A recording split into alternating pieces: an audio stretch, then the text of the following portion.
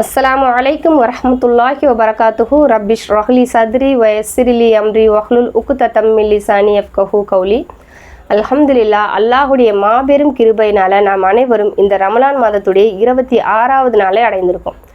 இன்னைக்கு பாவ மன்னிப்பிற்குரிய ஒரு முக்கியமான விஷயத்தை நாம் குரானிலிருந்து அறிய போகிறோம். இது பல பேருக்கு தெரியாது அப்படின்னு கூட சொல்லலாம் இந்த வரலாறு. ஏன்னா நபிகள் நாயகம் ஸல்லல்லாஹு அலைஹி வஸல்லம் அவங்க குரான்ல 2 வசனங்களை எடுத்து இந்த வசனங்களை தினமும் இரவுல நம்ம ஓதணும் அப்படின்னு சொல்லியிருக்காங்க. ஸோ இதை ஒரு ஃபார்மாலிட்டிஸ்க்கு சில பேர் பண்ணக்கூடியவங்களா இருக்கலாம், இல்லை அது கூட தெரியாம இதை ஓதியே இல்லாதவங்க கூட இருக்கலாம். ஆனா இன்னைக்கு நாம இந்த வரலாறை தெரிஞ்சுக்கிறது மூலியமா அல்ஹம்துலில்லாஹ் நம்ம எந்த அளவுக்கு இந்த வசனங்களை தினமும் இரவுல ஓதக்கூடியவங்களா இருக்கணும். இது எவ்வளோ பெரிய கிஃப்ட், அல்லாஹ் நமக்கு கொடுத்த பொக்கிஷம் அப்படிங்கிறது நமக்கு நல்லா தெரியும். சரிங்களா? இது என்னன்னா சூரா பக்கரால இருக்க கடைசி 2 வசனங்கள். சரிங்களா? இந்த கடைசி 2 வசனங்கள்ல அல்லாஹ் தஆலா எதை பற்றி சொல்ல வரான் அப்படின்னா, பொதுவா நம்ம பாவங்கள் அப்படின்னு எதை நினைப்போம்? நம்ம கைகளாலேயோ இல்லை நாவாலேயோ செய்யற பாவங்களை தான் பாவங்கள் அப்படின்னு சொல்லி நினைப்போம். ஸோ அதுக்கு நமக்கு தண்டனை கொடுக்கப்படும் அப்படின்னும் போது நம்மளால அதை என்ன பண்ண முடியுது? ஒத்துக்கொள்ள முடியுது. சரி, ஆமா, தவறு செஞ்சுட்டேன், அதனால எனக்கு தண்டனை கிடைக்குது அப்படின்னு ஒத்துக்கொள்ளப்படுது. ஆனா அதுலயுமே நிறைய பாவங்களை நாம அதை பாவமாவே நினைக்க மாட்டோம்.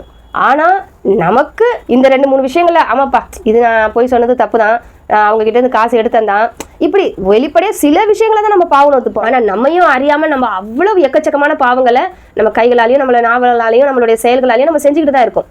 ஸோ இப்படி நம்ம வெளிப்படையா செய்யற பாவங்களையே சில பாவங்களை நம்மளால ஒத்துக்கொள்ள முடியல அப்படின்னும் போது, அதை பாவங்களாவே நினைக்க முடியல அப்படின்னும் போது, நம்ம மனசுல நினைக்கிற நினைப்புகளும் பாவமாகும் அப்படின்னு சொன்னா நம்மளால ஒத்துக்க முடியுதா? ஒரு நாளைக்கு எத்தனை நினைப்புகள், பாவங்களான நினைப்புகளை எத்தனை பேர் நினைச்சுக்கிட்டு இருக்கோம் இல்லையா? ஏன்னா இது இயற்கையா வர விஷயம். இப்போ நமக்கு ஒருத்தர் மேல வர ஒரு கோபம் ஆகட்டும், அந்த கோபத்துக்கு நம்ம வெளியே திட்டாம இருக்கலாம். ஆனா மனசுக்குள்ள என்ன தோணும்? இவங்க இப்படியா பண்ற, இது உனக்கு இன்னொரு நேரத்தில் நான் பாத்துக்கிறேன், அப்படி ஏதாவது ஒரு வார்த்தைகள் நம்ம மனசுக்குள்ள நினைச்சுக்கிட்டு தான் இருப்போம் இல்லையா? ஒரு கணவன் மனைவி ஆகட்டும், இல்ல நம்ம பிள்ளைகளை திட்டுறதாகட்டும், இல்ல வேற உறவுகளுக்கு இடையில ஏற்படுற கோபங்கள் ஆகட்டும், இல்ல நம்ம ஒரு விஷயத்த செய்யணும், இதை நான் பண்ணிடுவேன் பாரு, இதை எடுக்கலாம்னு நினைக்கிறேன், நான் இவங்க பேசும்போது இவங்க கூட போய் உட்காந்து கொஞ்சம் எனக்கும் பேசணும் போல, புறம் பேசணும் போல ஆசையா தான் இருக்கு, இல்ல இந்த டிவி பார்க்கும்போது எனக்கும் டிவி பார்க்கணும்னு ஆசையாக தான் இருக்குது. ஆனால் நம்ம அதெல்லாம் பண்ணுவோமோ பண்ண மாட்டோமோ, ஆனால் மனசுக்குள்ள சில விஷயங்கள் நமக்கு ஆசையாக இருக்கும். ஏதாவது இப்போ ஒரு சினிமாவை பற்றியோ ஒரு நடிகர்களை பற்றியோ எதையாவது ஒன்று நினச்சிக்கிட்டு இருக்கிறது, இதெல்லாம் உண்மையாலுமே அந்த நினைப்புகள் எல்லாம் வெளியே சொல்லும் போது அது இவ்வளோ பெரிய பாவமான விஷயம் அப்படின்னு நமக்கே தோணும். ஆனால் மனசுக்குள்ள என்னவாயிட்டு இருக்கும்? அதெல்லாம் சாதாரணமாக ஓடிக்கிட்டு இருக்கும். ஆனால் அதை வெளியே செயல்முறைப்படுத்தும் போது அது ஒரு பகிரங்கமாக, அது ஒரு பெரிய பாரதூரமான பாவமாக தான் கருதப்படும். ஸோ இந்த மாதிரி எவ்வளவோ விஷயங்கள் புதைஞ்சு கிடக்குது இல்லையா மனசுக்குள்ளே இருக்கிற பாவங்கள்னு நினைக்கும் போது. ஸோ அந்த பாவங்களுக்கு எல்லாம் அல்லாஹ் தஆலா தண்டனை கொடுக்கணும் அப்படின்னு சொன்னானா இந்த உலகத்துல யாராலையாவது தப்ப முடியுமா? அந்த அளவுக்கு எல்லா மனிதர்களையுமே இந்த பாவம், இந்த உள்ளத்துல நினைக்கிற அந்த பாவங்களுங்கிறது மிகைத்து இருக்குது. அல்ஹம்துலில்லாஹ், அல்லாஹ் நான நபிமார்களை தவிர. இந்த மாதிரி ஒரு விஷயத்துல அல்லாஹ் தஆலா என்ன மாதிரியான ஒரு அருளை நமக்கு கொடுத்துருக்கான் அப்படின்னு தான் இந்த வசனங்கள் மூலியமா நம்ம பார்க்க போறோம். ஸோ பக்கரால கடைசி 2 வசனங்கள், சரிங்களா? அந்த 2 வசனங்களையும் தான் நம்ம தினமும் இரவு தூங்கும் போது ஓதிட்டு படுக்கணும்னு ரசூலுல்லாஹ் சொல்லியிருக்காங்க. ஸோ அதுக்கு முன்னாடி வர வசனத்துலேருந்து தான் இந்த வரலாறு தொடங்குது. இது முஸ்லீம் ஹதீஸ் தொகுப்புல இது நல்லா முழுமையாவே கொடுக்கப்பட்டிருக்கு. புகாரிலே இது பல இடங்கள்ல வருது. நம்ம இதை சுருக்கமா இன்ஷா அல்லாஹ் தெரிஞ்சுப்போம். லில்லாஹி மாஃபி ஸமாவாதி வமா ஃபில் அர்தி வ இன் துப்து மா ஃபி அன்ஃபுசிகும் அவ் துஃபூஹு யுஹாசிபுகும் பிஹில்லாஹ் ஃபயக்ஃபிரு லிமன் யஷாஉ வ யுஅذிபு மன் யஷா வல்லாஹு அலா குல்லி ஷைஇன் கதீர். வானங்களிலும் பூமியிலும் உள்ளவை அனைத்தும் அல்லாஹ்வுக்கே உரியன. இன்னும் உங்கள் உள்ளங்களில் இருப்பதை நீங்கள் வெளிப்படுத்தினாலும் அல்லது அதை நீங்கள் மறைத்தாலும் அல்லாஹ் அதை பற்றி உங்களை கணக்கு கேட்பான். இன்னும் தான் நாடியவரை மன்னிப்பான், தான் நாடியவரை வேதனையும் செய்வான். அல்லாஹ் அனைத்து பொருட்கள் மீதும் சக்தி உடையவன். ஸோ இந்த வசனம் ரசூலுல்லாஹ்க்கு அருள பெறுது. இந்த வசனத்துல என்ன சொல்லப்பட்டிருக்கு? அதாவது உங்களை உள்ளத்துல உள்ளதை எல்லாத்தையுமே நீங்க மறைத்தாலும் வெளிப்படுத்தினாலும் அல்லாஹ் அதை அறிபவனாக இருக்கிறான், அல்லாஹ் அதற்கும் கணக்கு கேட்பான் அப்படின்னு இந்த வசனம் சொல்லுது. ஸோ இந்த வசனத்துல அல்லாஹ் தஆலா இனி வெளிப்படையான பாவங்கள் மட்டும் இல்லை, உள்ள மனசுல நினைக்கிறதுக்கும் இனிமேல் கணக்கு எழுதப்பட்டு உங்களுக்கு தண்டனை கொடுக்கப்படும். அல்லாஹ் அதுல தான் நாடியவர்களை மன்னிப்பான், தான் நாடியவர்களை தண்டிப்பான் அப்படின்னு அல்லாஹ் தஆலா சொல்றான். ஸோ இந்த வசனத்தை கேட்ட உடனே சஹாபாக்களுக்கு எல்லாம் மிகப்பெரிய ஒரு பயம் வந்துருச்சு. என்னடா இது, இவ்வளோ ஒரு கொடுமையான ஒரு ரூல்ஸ் வருது, இனிமேல் நம்மளாம் தப்பிப்போமா? பாருங்க, சஹாபாக்களுக்கே அப்படி இருந்தால் இப்போ நம்மளுடைய நிலைமையெல்லாம் கொஞ்சம் நினைச்சு பார்க்கணும். நம்ம ஸோ நம்மளாம் தப்பிப்போமா அப்படின்னு ரசூல்லா கிட்ட போய் மண்டிக்கிட்டு என்ன கேட்குறாங்க, யார் ரசூலே நீங்கள் தொழுவ சொன்னீங்க, நீங்கள் நோன்பு வைக்க சொன்னீங்க, ஜக்காத்து கொடுக்க சொன்னீங்க, ஹஜ்ஜிக்கு போக சொன்னீங்க, அறப்போர் செய்ய சொன்னீங்க, உயிரை கூட கொடுக்க சொன்னீங்க, ஆனால் இதெல்லாம் நாங்கள் பண்ணோம், இது எல்லாமே எங்களுக்கு லகுவாக தான் இருந்தது. ஆனால் இப்போ நீங்கள் சொல்லியிருக்கீங்க பாருங்க இந்த விஷயம், இது ரொம்ப எங்களுக்கு கஷ்டமான ஒரு விஷயமாச்சே, இதை எப்படி எங்களால் செய்ய முடியும் அப்படின்னு சொல்லி அவருடைய ரசூல் கிட்ட போய் என்ன பண்ணுறாங்க, முறையிடுறாங்க. இது ரொம்ப கஷ்டமான ஒரு விஷயமாச்சேன்னு பாருங்கள் எவ்வளோ அவங்க பயந்துருக்காங்கன்னு. அடுத்து நபிகள் நாயகம் ஸல்லல்லாஹு அலைஹி வஸல்லம் அவங்க சொல்கிறாங்க, உங்களுக்கு முன்னாடி 2 வேதக்காரர்கள் இருந்தாங்க இல்லையா, கிறிஸ்தவர்களும் யூதர்களும், அவங்க என்ன சொன்னாங்க, இந்த மாதிரி அல்லாஹ்வுடைய கட்டளைகள் வந்தவொடனே நாங்கள் செவியுற்றோம் மாறு செய்தோம் அப்படின்னு சொன்னாங்க. ஸோ அதே மாதிரி நீங்களும் சொல்ல போறீங்களா அப்படின்னு சொல்லி கேட்குறாங்க. என்ன சொல்கிறாங்க, அந்த மாதிரி சொல்லிடாதீங்க, நீங்கள் எப்படி சொல்லுங்கள், நாங்கள் செவியுற்றோம் கட்டுப்பட்டோம் உன்னிடமே மன்னிப்பும் கேட்கிறோம் உன்னிடமே எங்கள் மீழ்ச்சியும் உள்ளது அப்படின்னு நீங்கள் சொல்லுங்கள் அப்படின்னு சொல்கிறாங்க. உடனே இதை கேட்ட உடனே அந்த சஹாபாக்களும் நாங்கள் செவியுற்றோம் கட்டுப்பட்டோம் உன்னிடமே மன்னிப்பு கோருகிறோம் உன்னிடமே எங்கள் மீழ்ச்சியும் உள்ளது அப்படின்னு சொல்கிறாங்க. ஸோ இப்படி சொல்லி அவங்க முழுசாக அவங்களுடைய பணிவை இறைவன் கிட்ட காட்டுறாங்க. யாரெல்லாம் எங்களால் இது எங்கள் சக்திக்கு உட்பட்ட விஷயமே கிடையாது, மனசை கண்ட்ரோல் பண்ணி வை, இப்படி தான் நீங்கள் நினைக்கணும் அப்படின்னு ஒரு சர்க்கிள்குள்ளே நம்மளுடைய மனசை யாராலையுமே அடைக்க முடியாது, அதுக்கு எந்த கட்டுப்பாடும் கொடுக்க முடியாது. அப்படி இருக்க பட்சத்தில் எங்களுக்கு இந்த சக்திக்கு மீறின ஒரு சோதனை எங்களை விட்டு நீக்கிறல்லா, பாவத்தை மன்னிச்சிடல்லா அப்படின்னு சொல்லி என்ன சொல்கிறாங்க, பாவ மன்னிப்பு கேட்குறாங்க அந்த நேரத்தில். ஸோ பாவ மன்னிப்பு கேட்ட உடனே அடுத்த வசனம் இறங்குது, ஆமனர் ரசூலு பிமா உன்சில இலைஹி மிர் ரப்பிஹி வல் முஃமினூன் குல்லுன் ஆமன பில்லாஹி வ மலாயிகத்திஹி வ குதுபிஹி வ ருசுலிஹி லா நுஃபர்ரிகு பைன அஹதிம் மிர் ருசுலிஹி வ காலு சமிஅனா வ அதானா குஃப்ரானக ரப்பனா வ இலைக்கல் மஸீர். அல்லாஹ் தஆலா இந்த வசனத்தை இறக்குறான். சரிங்களா? அப்போ என்ன சொல்றானா, மனிதர்களே, இறை தூதர் தம் இறைவனிடமிருந்து தமக்கு அருளப்பட்டதை நம்புகிறார், அவ்வாறே மூமின்களும் நம்புகின்றனர். இவர்கள் யாவரும் அல்லாஹ்வையும் அவனுடைய மலக்குகளையும் அவனுடைய வேதங்களையும் அவனுடைய தூதர்களையும் நம்புகிறார்கள். நாம் இறை தூதர்களில் எவர் ஒருவரையும் பிரித்து வேற்றுமை பாராட்டுவதில்லை என்றும், இன்னும் நாங்கள் செவி மடுத்தோம், உன் கட்டளைகளுக்கு நாங்கள் வழிபட்டோம், எங்கள் இறைவனை உன்னிடமே மன்னிப்பு கோருகிறோம் என்றும், நாங்கள் மீளுவதும் உன்னிடமே என்றும் கூறுகிறார்கள். இப்படி சஹாபாக்கள் செய்த அந்த பிரார்த்தனையை, பாவ மன்னிப்பு பிரார்த்தனையை அல்லாஹ் ஏற்றுக்கொள்கிறான். நாங்கள் செவியுற்றோம் கட்டுப்பட்டோம் உன்னிடமே பாவ மன்னிப்பு கேட்கிறோம் உன்னிடமே எங்கள் மீழ்ச்சியும் இருக்கிறதுன்னு சொல்றாங்க இல்லையா. இப்படி சொன்ன உடனே அல்லாஹ் தஆலா என்ன பண்றான், அந்த பாவ மன்னிப்பை ஏற்றுக்கொண்டு என்ன செய்யறானா 286வது வசனத்தை அருள்றான். லா யுகல்லிஃபுல்லாஹு நஃப்ஸன் இல்லா உஸ்அஹா லஹா மா கஸபத் வ அலைஹா மக்தஸபத். அல்லாஹ் எந்த ஒரு ஆத்மாவுக்கும் அது தாங்கிக் கொள்ள முடியாத அளவு கஷ்டத்தை கொடுப்பதில்லை, அது சம்பாதித்ததின் நன்மை அதற்கே, அது சம்பாதித்த தீமையும் அதற்கே. ரப்பனா லா துஆஹிதுனா இன் நசீனா அவ் அஹ்தானா. எங்கள் இறைவா, நாங்கள் மறந்து போயிருப்பினும் அல்லது நாங்கள் தவறு செய்திருப்பினும் எங்களை குற்றம் பிடிக்காதிருப்பாயாக. ரப்பனா வலா தஹ்மில் அலைனா இஸ்ரன் கமா ஹமல்தஹு அலல்லதீன மின் கப்லினா. இறைவா, எங்களுக்கு முன் சென்றோர் மீது சுமத்திய சுமையை போன்று எங்கள் மீது சுமத்தாதிருப்பாயாக. ரப்பனா வலா துஹம்மில்னா மாலா தாக்கத்தலனா பிஹ்.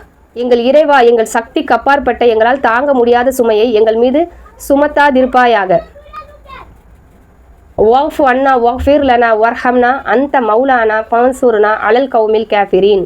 எங்கள் பாவங்களை நீக்கி பொறுத்தருள்வாயாக, எங்களை மன்னித்தருள் செய்வாயாக, எங்கள் மீது கருணை புரிவாயாக, நீயே எங்கள் பாதுகாவலன், காஃபிரான கூட்டத்தாரின் மீது நாங்கள் வெற்றியடைய எங்களுக்கு உதவி செய்தருள்வாயாக.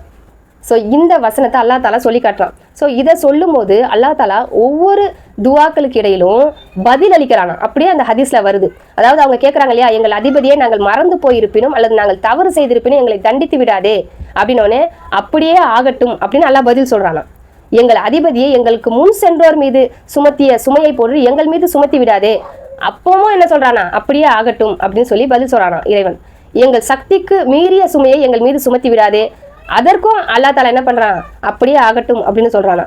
எங்கள் பாவங்களை நீக்கி எங்களை மன்னித்தருள்வாயாக, எங்கள் மீது கருணை புரிவாயாக, நீயே எங்கள் பாதுகாவலன், மறுக்கின்ற கூட்டத்தாருக்கு எதிராக எங்களுக்கு உதவி செய்வாயாக அப்படின்னு சொல்லும் போது அதற்கும் அல்லாஹ் தஆலா அப்படியே ஆகட்டும் அப்படின்னு சொல்றானா. அப்படியே இந்த ஹதீஸ்ல வருது. சரிங்களா?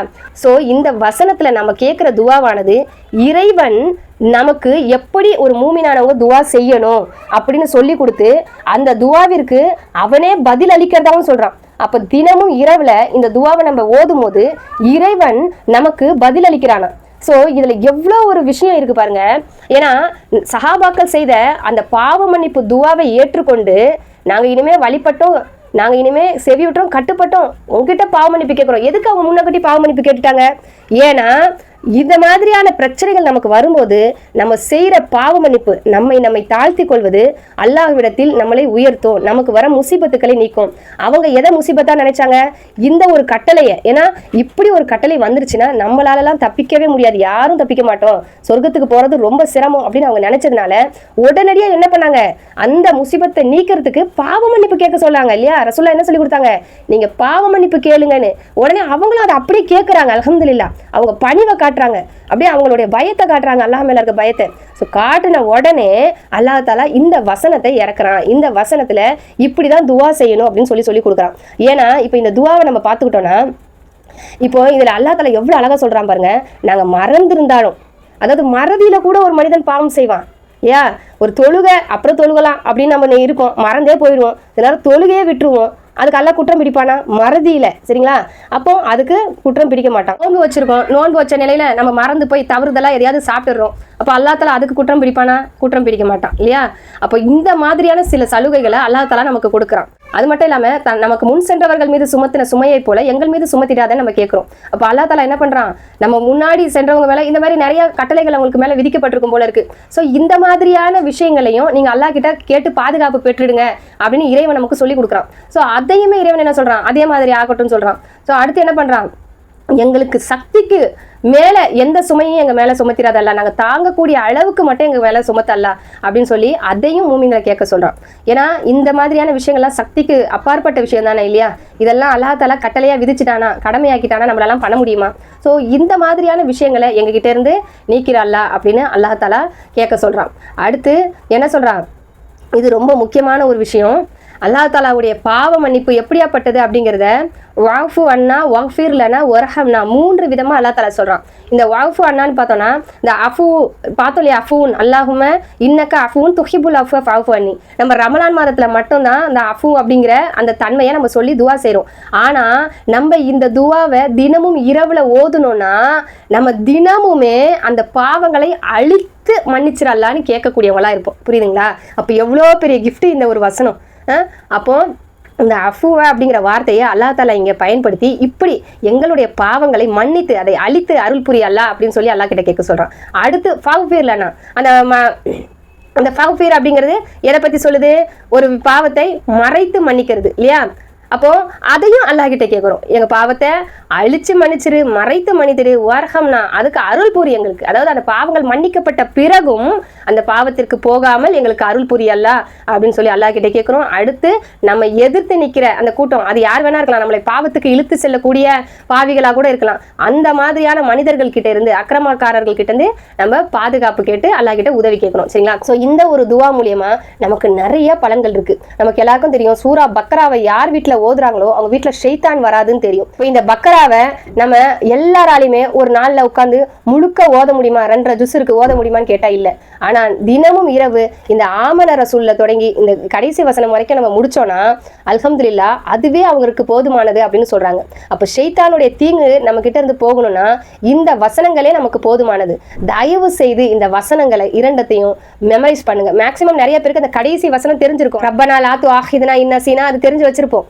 முன்னாடி அந்த ஆமன ரசூலையும் சேர்த்து நம்ம மெமரைஸ் பண்ணா இதோடைய ஸ்டோரி நம்மளுக்கு தெரிய வரும். சரிங்களா?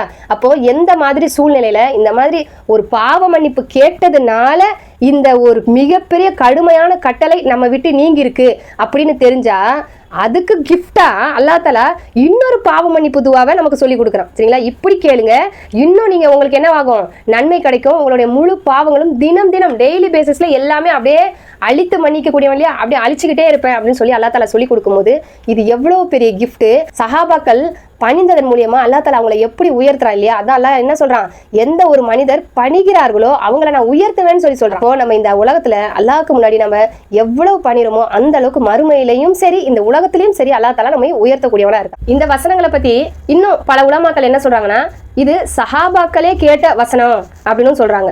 அதை அல்லாஹ் தஆலா குர்ஆன்ல நிரந்தரமான ஒரு வசனம் ஆக்கிட்டான், துவா ஆக்கிட்டான் அப்படின்னு சொல்லி சொல்றாங்க. ஸோ இதுக்கு எந்த ஆதாரப்பூர்வமான வரிகளும் ஹதீஸ்ல இல்லைனாலும் நம்ம இந்த வசனங்களை அதிகமா நம்ம ஓதணும். ஏன்னா 285வது வசனத்தை பொறுத்த வரைக்கும் அது சஹாபாக்கள் கேட்ட வரிகள் தான். அதை அல்லாஹ் தஆலா குர்ஆன்ல சொல்லி காட்டுறான். அவங்க அப்படி கேட்டாங்க, உன்னுடைய கட்டளைகளை செவி விட்டுறோம், கட்டுப்பட்டோம், உங்ககிட்ட பாவ மன்னிப்பு கேட்குறோம், உன்னிடமே எங்கள் மீழ்ச்சி இருக்குதுன்னு. ஆனால் இந்த வரிகளை பொறுத்த வரைக்கும் அப்படி சஹாபாக்கள் தான் கேட்டாங்க அப்படின்னு எந்த ஒரு வரிகளும் இல்லை. ஆனால் இந்த வசனங்களுடைய அந்த தன்மையை பார்க்கும்போது சஹாபாக்கள் கேட்டு அதை அல்லாஹ் அங்கீகரிச்சிருக்கான், அப்படியே ஆகட்டும் அப்படின்னு சொல்றான் அப்படின்ற மாதிரி நிறைய உலமாக்கள் சொல்றாங்க. எப்படி இருந்தாலும் அல்லாஹ்வே அதை நேரடியாக சொல்லி கொடுத்ததா நம்ம நினைச்சுக்கிறதா ரொம்ப பெஸ்ட். அல்ஹம்துலில்லாஹ். எப்படி இருந்தாலும் இந்த வசனங்களை நம்ம நிறைய என்ன பண்ணணும், அடிக்கடி சொல்லக்கூடியவங்களா இருக்கணும். அட்லீஸ்ட் தினமும் நைட்டு தூங்குறதுக்கு போகிறதுக்கு முன்னாடியாவது நம்ம கண்டிப்பாக சொல்லணும். இந்த வசனத்தில் நம்ம ஒன்று பார்க்கணும், அல்லாஹுடைய கருணை எப்படியாப்பட்டது அப்படின்னு சொல்லி நம்ம பார்க்கணும். ஏன்னா இறைவன் எந்த ஒரு கட்டளையும் அவன் இட்ட பிறகு அவன் மாற்றணும் அப்படிங்கிறது அவசியம் கிடையாது. ஆனால் இறைவனுடைய கருணையினால அவங்க பாவ மன்னிப்பு கேட்ட உடனே அல்லா தாலா என்ன பண்ணுறான், அந்த கட்டளையவே மாற்றி அதை கருணையாக என்ன பண்ணுறான், ஒரு துவாவாக்கிய நமக்கு சொல்லி கொடுக்குறான். ஸோ அந்த பாவ மன்னிப்புங்கிறது அல்ஹம்துலில்லாஹ் அல்லாஹ்வுக்கு மிகவும் விருப்பமானது. அந்த பாவ மன்னிப்பு கேட்கும்போது ஒரு கட்டளையவே அல்லாஹ் குர்ஆனில் இறக்குனதையே அப்படியே அடுத்த வசனத்தில் மாற்றுறான் அப்படின்னா நம்ம வாழ்க்கையில் எவ்வளோ மாற்றங்களை அல்லாஹ் செய்யக்கூடியவனா இருக்கான். அது மட்டும் இல்லாமல் இன்னொரு ஹதீஸ்ல நபிகள் நாயகம் ஸல்லல்லாஹு அலைஹி வஸல்லம் அவங்க சொல்றாங்க, என்ன ஒரு மனிதனை நல்லதை நினைக்கும் போது அதை செய்ய முடியாம போயிடுது. சில நேரத்துல செய்ய முடியாம போயிட்டு விட்டுட்டா அவனுக்கு ஒரு நன்மை எழுதப்படுமா. அதை செஞ்சுட்டானா அவனுடைய நியத்துக்கு ஏற்ற மாதிரி, அவனுடைய முயற்சிக்கு ஏற்ற மாதிரி 10 to 700 மடங்கு வரைக்கும் அவனுக்கு நன்மை எழுதப்படுமா. அதாவது செய்யலைனாலும் நன்மை தான், செஞ்சாலும் நம்ம நியத்து சுத்தமாக இருந்தால் நம்ம 1 ரூபா கொடுத்தாலும் அல்லா தஆலா 700 மடங்கு கூட இது பண்ணுவான். நியத்து கொஞ்சம் அப்படி இப்படி இருக்கும்போது அதுக்கேற்ற மாதிரி நன்மைகள் குறையும். சரிங்களா?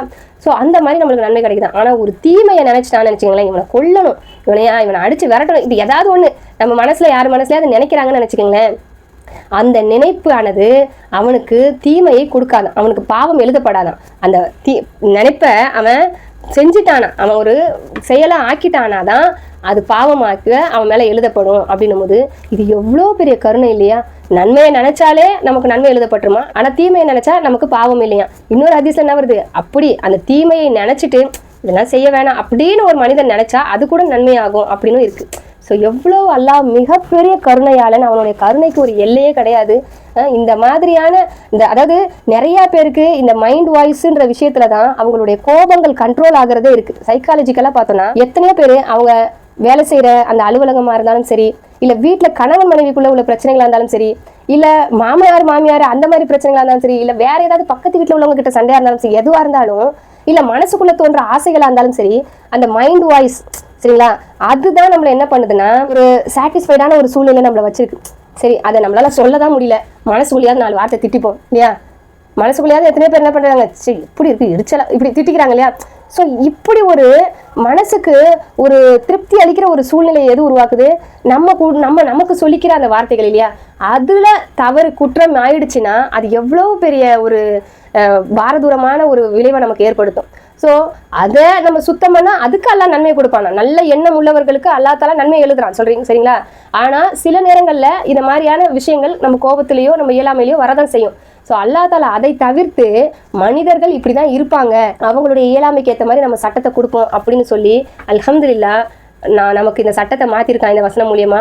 அதனால நாம் இந்த வசனத்தை ஒவ்வொரு நாளும் நம்ம படிக்கும் போதும் இறைவனுடைய கருணை நமக்கு நினைவுக்கு வந்துக்கிட்டே இருக்கணும். அல்ஹம்துலில்லாஹ் இந்த கருணையின் மூலமாக தான் நான் சொர்க்கத்துக்கு போகிறேன், இல்லைன்னா நான் ஒன்றுமே இல்லை அப்படிங்கிற நினைப்பு வரணும்.